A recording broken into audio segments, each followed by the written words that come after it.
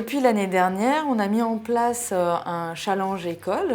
Donc c'est un rendez-vous durant lequel en fait tous les étudiants et toutes les étudiantes sont amenés à travailler ensemble sur des thématiques d'actualité dans le sport. L'objectif en fait de cet événement et ce qu'ils font, c'est vraiment de se mettre en situation professionnelle. Donc ils sont face à des professionnels qui leur font des briefs professionnels pour qu'ils puissent livrer eux-mêmes des projets qui cadrent complètement avec des projets d'actualité dans le milieu du sport.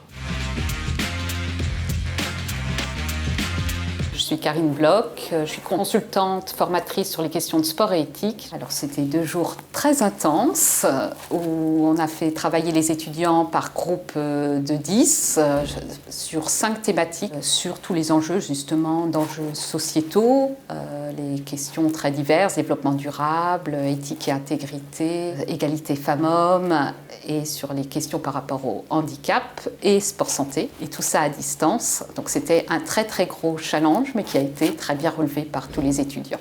Je m'appelle Didier Lehenaf, je suis président de l'association Un Sport Vert pour ma planète, concepteur d'un concept d'événements sportifs éco-responsables, les Eco Games, et consultant Sport Planète. Alors les étudiants ont produit des choses très diverses et assez extraordinaires. Je suis impressionné par leur inventivité, leur créativité. Alors la difficulté, c'est que être innovant, c'est une chose, mais que cette innovation se mette au service d'un projet concret, faisable, réalisable, c'est d'autant plus difficile que le temps était contraint.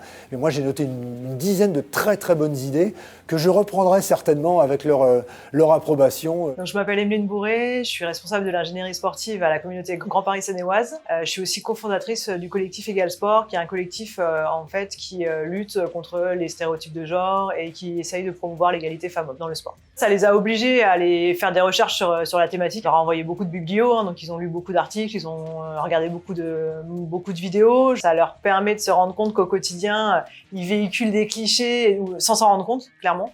Donc j'espère que ça va vraiment les sensibiliser. D'un point de vue plutôt professionnel, le fait d'apprendre à répondre à un appel à projet, ça leur a permis de travailler déjà sur un budget. Donc c'était déjà quelque chose, par exemple, qui était ultra compliqué pour eux. Au quotidien, c'est pas quelque chose qu'ils sont habitués à faire. Et puis ça leur a demandé aussi de travailler en équipe parce qu'ils sont par équipe de 10. Le rôle du chef de projet était vraiment très important et on le remarque dans la réussite des groupes. Quand le chef de projet était vraiment leader et moteur, ça a vraiment porté tout le groupe vers la réussite. Donc voilà, ça c'était important.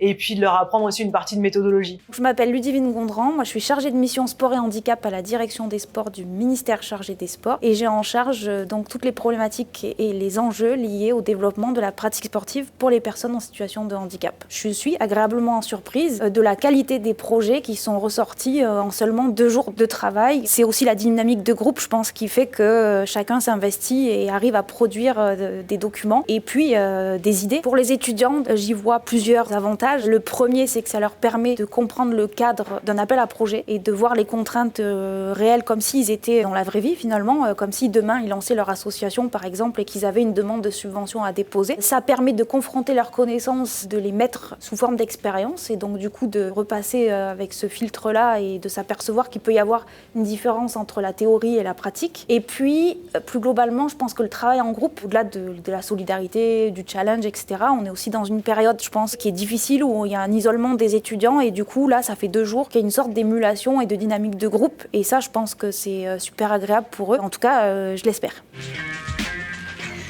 Ça y est, je pense que cette fois-ci, tout le monde est passé. Alors d'abord, déjà, bravo à tous et à toutes. On est tous d'accord pour dire que vos présentations étaient de très haute qualité, très haut niveau, très belle éloquence, vraiment des présentations complètes. Belle orale, de la richesse et de la recherche. Ça, c'est important. J'ai ressenti dans les groupes que ça sortait pas comme ça, qu'il y avait vraiment une recherche et que ça avait été enrichi. Et puis, ce que j'ai vu aussi, c'est au-delà, bien sûr, des belles idées, on était sur du concret et on avait, dans ce que vous nous racontiez, dans l'histoire dans laquelle vous nous embarquiez, de la fluidité. Et là aussi, c'était à la fois agréable à entendre et agréable à se projeter. Dire que ça a été très serré, c'est rien de le dire, puisqu'on avait 2 premiers ex-aequo.